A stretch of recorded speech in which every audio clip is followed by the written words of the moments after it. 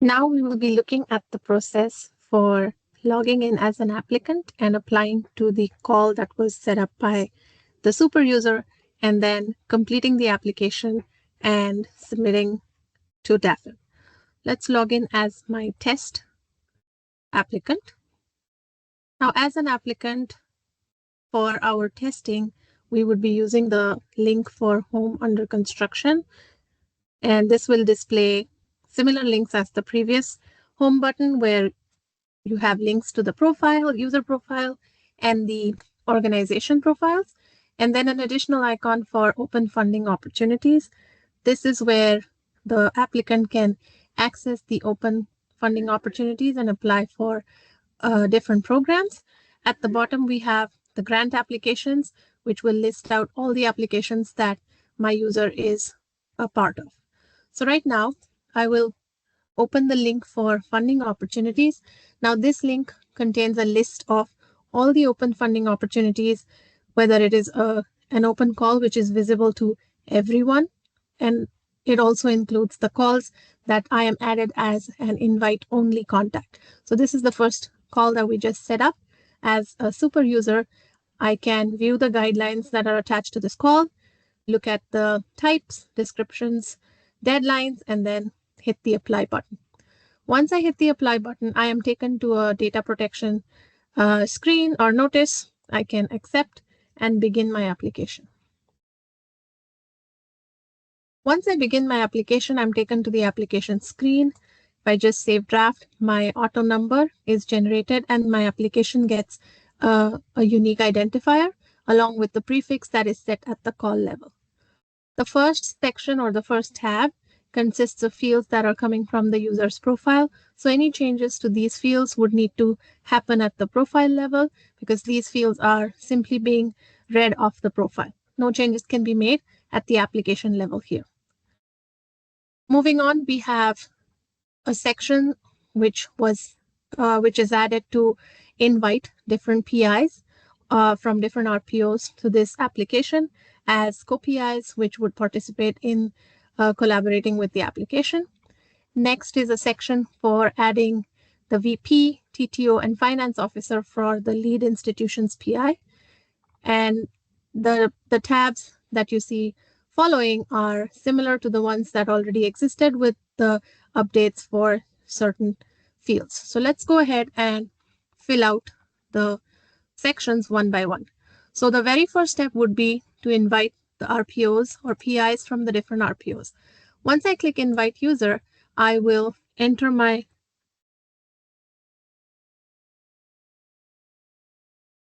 PI information. The key information to enter here is the email address. So I'm just using my test PI email addresses, and the role that I would add these PIs is principal investigator. I'm going to add 2 of them.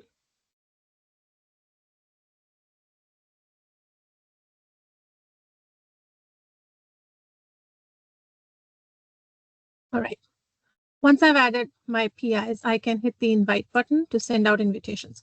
So what happens is the PIs that have been added as the contacts under the invitation section are invited and emails are sent out to these emails provided.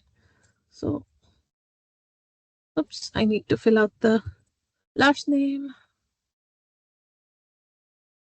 There we go. So now an invite. So invitation sent, the status is changed to invited. All right, there's a list here that would be shown to the lead applicant to monitor the status of the invitations. The next piece is to add the TTO, VP, and finance officer from the user's lead institution. So once I hit the binoculars, I can see this screen lists out the users in specific roles from my institution only, meaning I cannot see other users from other institutions. So I'm going to select the relevant users in the right roles. And I am going to add them. Oops. Finance is done. VP. The reason why we need to associate these users to the application is because further in the process, there will be approvals needed from all of these users before the application can be submitted to DAFM. So now I have added users from the 3 roles. And before I proceed with filling out the other details of the application, I am going to accept the invitations as these 2 PIs so we can add their RPOs. I'm just going to save my progress here and we can return back to this screen in a moment. All right, so I've saved my progress. Now if I go back home and if I just switch to my system admin screen for a moment so that I can grab the emails that have been sent out. In your testing, you can either do this from the waffle menu, message queue, and in queue, I can see the 2 emails waiting here, or you can actually provide real email addresses and wait for the emails to be sent out and access the links from the emails. All right, so what I'm going to do is I am going to copy the link from the email and use a completely different browser screen to paste the link. Once I paste the link, this is what the invitation would look like. So it gives me basic details around what role and what application. I will hit the accept button. Once I hit the accept button, the system will ask me to register if I don't exist in the system. If I do exist, I am able to use my username and password to directly log in. So I'm going to choose the second invitation and then log in as both those PIs to accept. All right.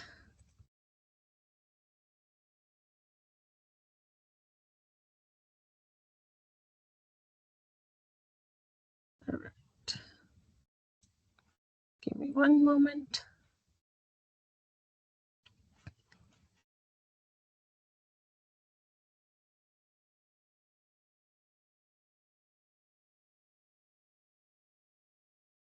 So I may have used the incorrect invitation email. Let me just grab it again and we can add the users again.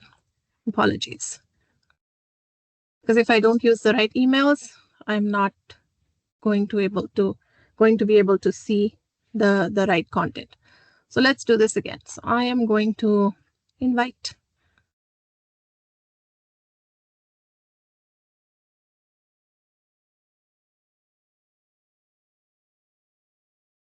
There we go. That's the right email.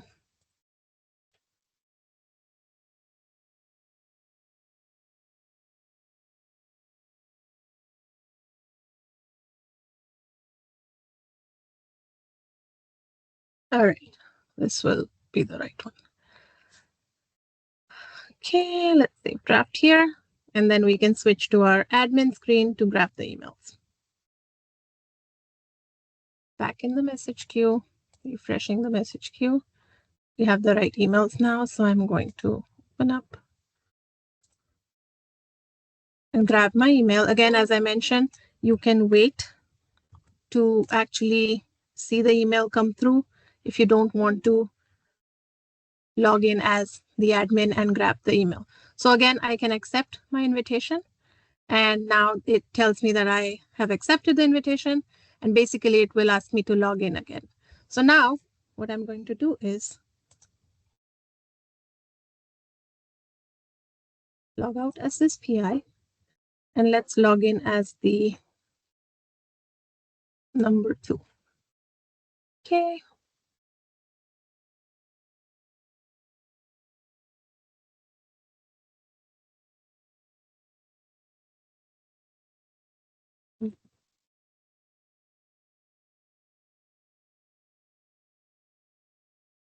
Right. So as a person first time logging in, I can accept and update my password to something preferred.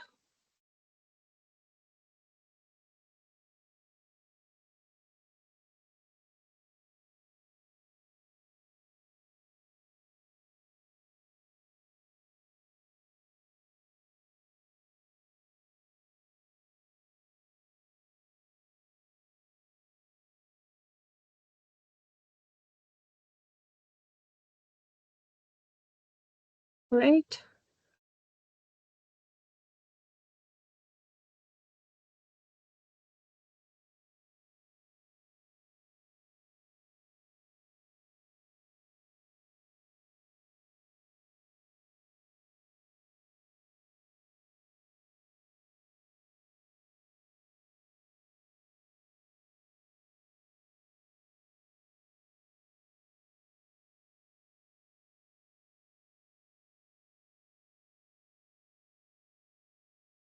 All right. So I have logged in as the PI from our PO2, and you see that I have one grant application, the one that we just worked on, which I had invited the PI to view. As per the process, the PIs that are invited can only view the application details and cannot make any changes, but they do get their own declaration activity, which they need to complete before the application can be submitted further. All right, so let's do this as the third PI as well. Grabbing my link from the email again.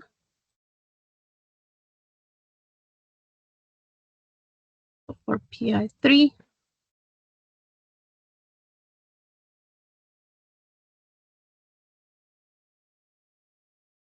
And accept. Right, now back to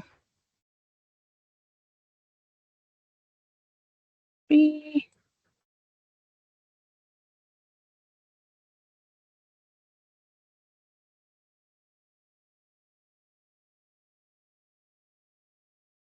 Right, I am accepting the privacy policy.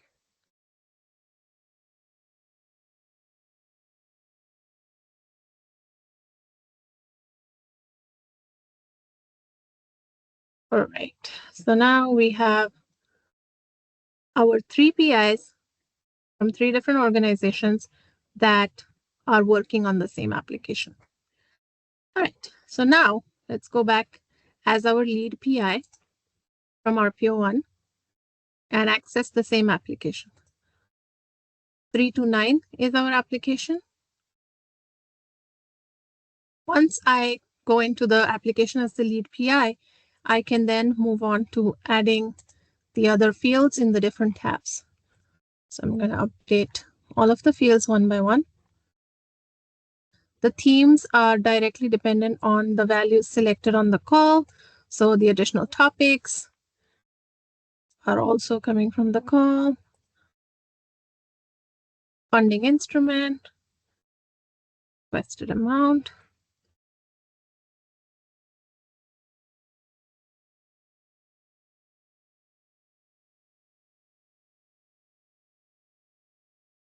All right, so I'm going to go about filling these project start and end dates.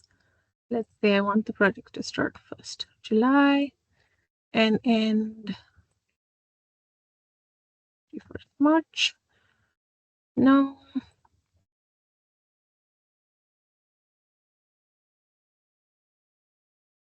Again, these are fields that need to be completed as part of the submission.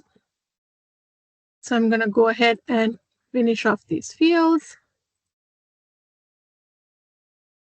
Most of these are multi-line text fields, so the applicant can enter their information here. Some of these have word limits on them, so they would show up as you start typing. Again, a note on the project categorization. We are still in the process of finalizing some of these requirements with your team. So I have made placeholders for these teams, for these fields, but there is no information in them. So once we have clarity on the options, I would be adding these as part of remediation. I'm just going to save draft as I go.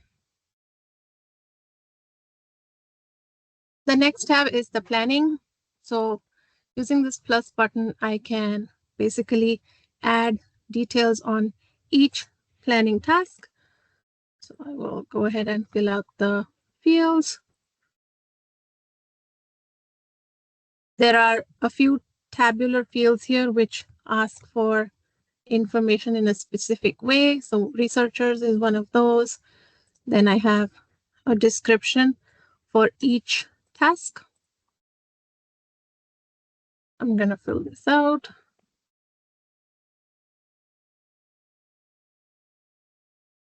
Right. And then similarly, deliverables and milestones.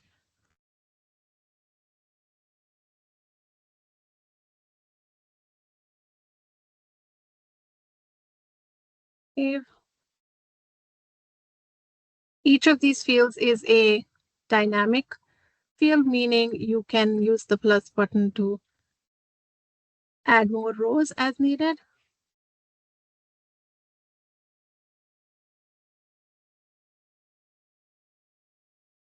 Okay, the last two, risks.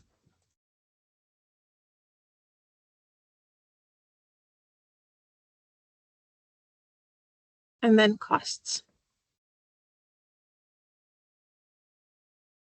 Now you see the RPO drop down automatically pulls in from the PI's RPOs that were invited and added to the application. So we added RPO 2 and RPO 3 to these application, and this list automatically pulls in from these. So what I would do is enter in values for both these RPOs. And this is a change we have done as part of phase 2, where the RPOs are now associated to the application and they can be automatically pulled in from the PIs that were invited. Let me just add in the. So now once I hit save draft, the overheads and other costs are automatically calculated based on formulas for each RPO. All right, so now as I save, one line of work plan or planned activities are saved onto this table. This following field is an attachment field where I can upload any supporting documentation. Moving on, we have the lead researchers for RPO related and non-RPO related. So I'm gonna enter this value. Everywhere you see the drop down for RPOs, it is automatically going to pull in from the fields that are shown at the from the organizations that are associated at the application level.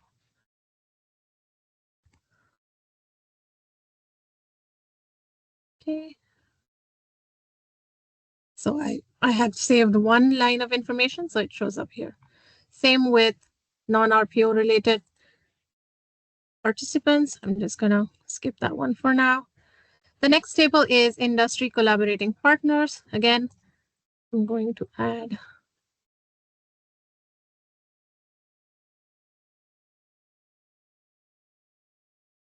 for the next one.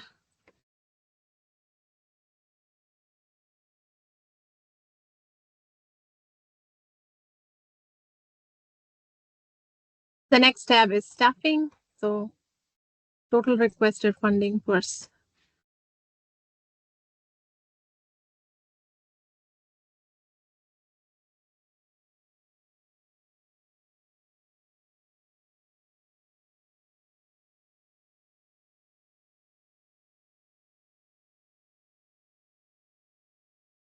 Right. So after total requested funding, once I hit save draft, the table will automatically get populated. Now the next one is the actual staffing field where I can add number of staff per RPO. Once I add these, I can hit save draft. And then same with non-RPO. All right. So now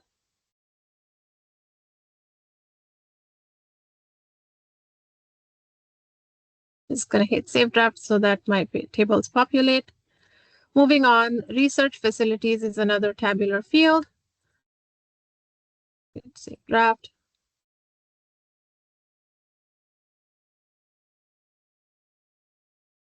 And I would add it per RPO. So I've added it for RPO 2. We can add it for RPO 3. All right. The next field here is the budget. Now, if you remember for the previous phase, we had the Excel parsers for adding budget information.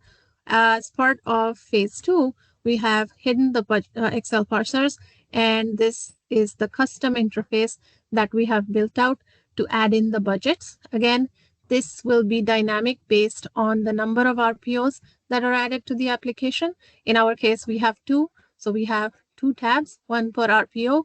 and they consist of exactly the same table. I will go ahead and add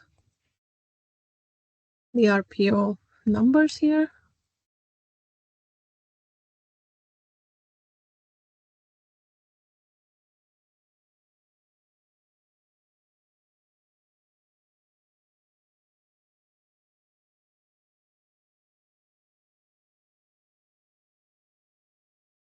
There's a lot of numbers to add, so I'm just gonna save.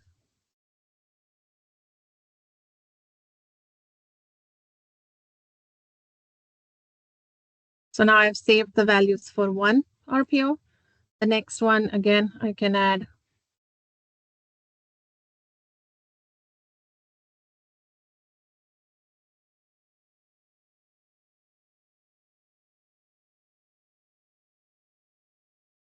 I will add.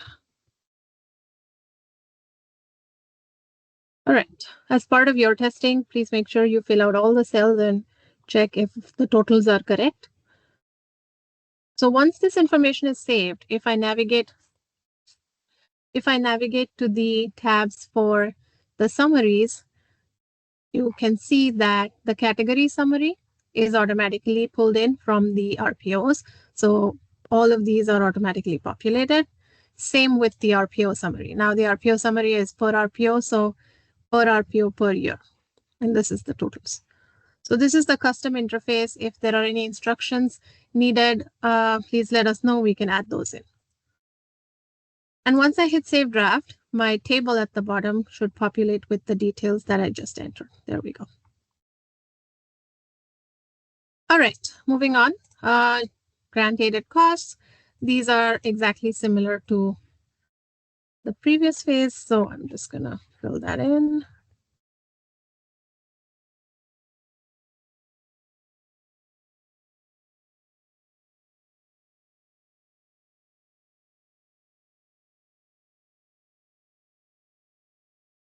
Bear with me while I fill in this information. Travel and subsistence. Actually, this is a text field. Oh. And other.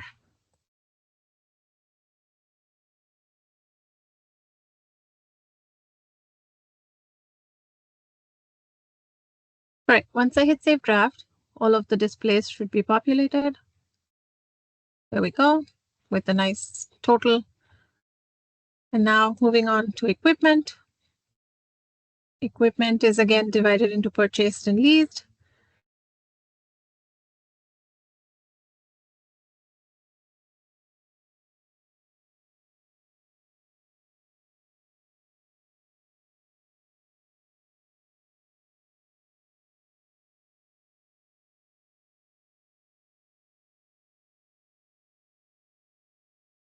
All right, the costs are automatically calculated based on the formulas up here.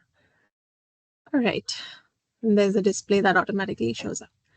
Okay, so now we've filled out almost all of our mandatory fields. Now comes time for declarations. So the first set of declarations is from the lead PI itself, or the lead coordinator. There's a conflict of interest check, yes or no, and then I can indicate my name and signature. The next sections are for the people in the institution of the lead PI, so VP, TTO, and finance. And then there is a state aid declaration that I'm going to complete, and an artificial intelligence declaration. All right, so now I have added all of the declarations, added information for each of the tabs.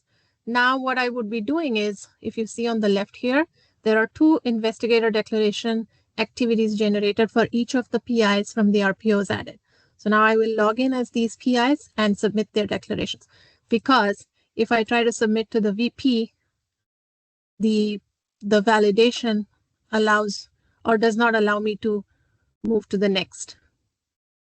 Another validation is your profile must be completed before you submit applications, meaning the profile of the applicant must be in the active stage and not in the draft stage for the applications to be submitted. Same with the organization profile. Let's see, I start a field. Okay, and then I am going to submit again. Let's see, project code.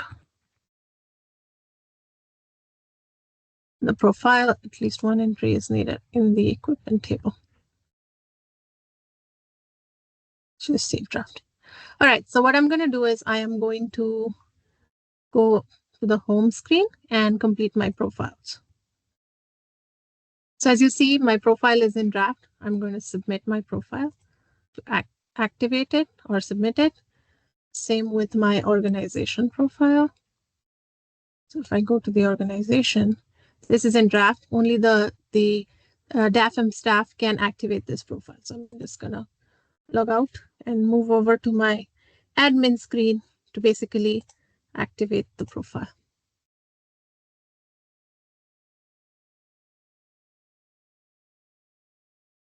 RPO1.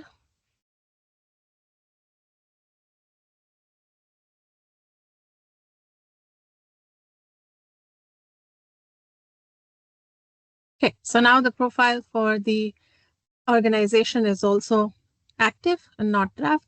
So now I should be able to submit my application.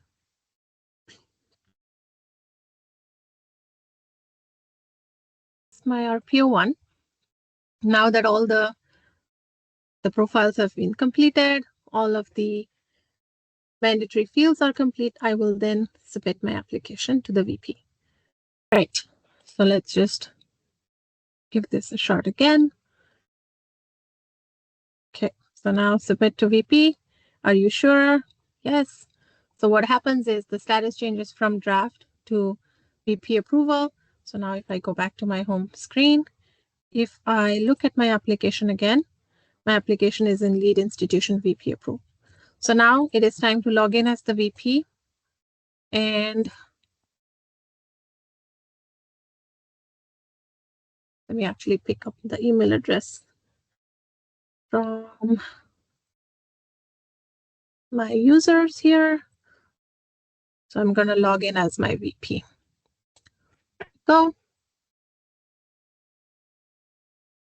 So as a VP, what I see on my screen is application waiting for my approval under grant applications. So now the next piece of approval is from the TTO.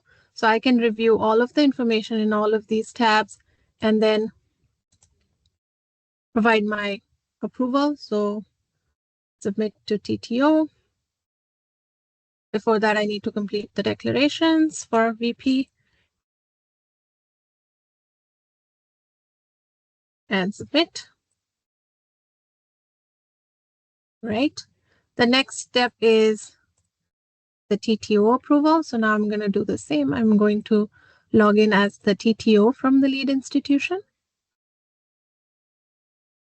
And it's the very same process. I can access my application through the grant applications and then review all of the details provided and then submit to finance. Again, declaration should be completed. Okay. And the next set of approvals is from the finance. So now going back to the finance user, I will emulate my finance user. My application is waiting for me here. 329, finance approval, and the final button is submit. Once I submit, the system will first of all ask me to complete my declaration. But even before that, it says, please complete all the pending investigator declarations before submitting. So meaning all of the institution RPOs that were added to the application have their own declaration activities that they need to complete before the application can be submitted to DAFM. So let me actually log in as those RPO PIs. So I logged in as the RPO2 first, and I'm going to access the grant application. From the grant application, I do have the PI declaration activities. So I'm going to open the one relevant to my user. I can give my declaration. So that's the declaration I've provided. If I need to review anything on the application, I can always navigate to the application again. Same way with the other PI activity. So now I'm going to log in as 3.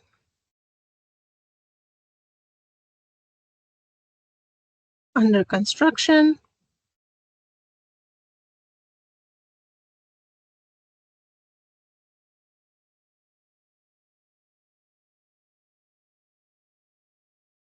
Same, I can provide my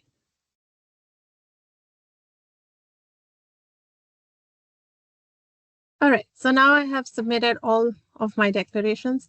So now there should not be any issue submitting the submitting the application as the finance user. So let me emulate my finance user again, test finance. I will go to my applications. Here I get the submit button. And I need to complete my declaration.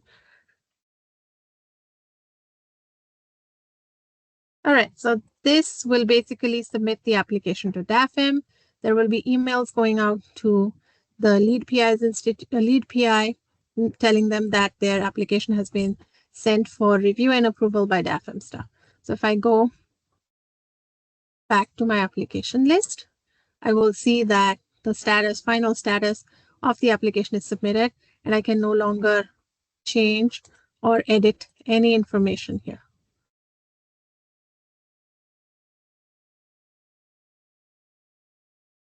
And that's the end of the submission process. Thank you.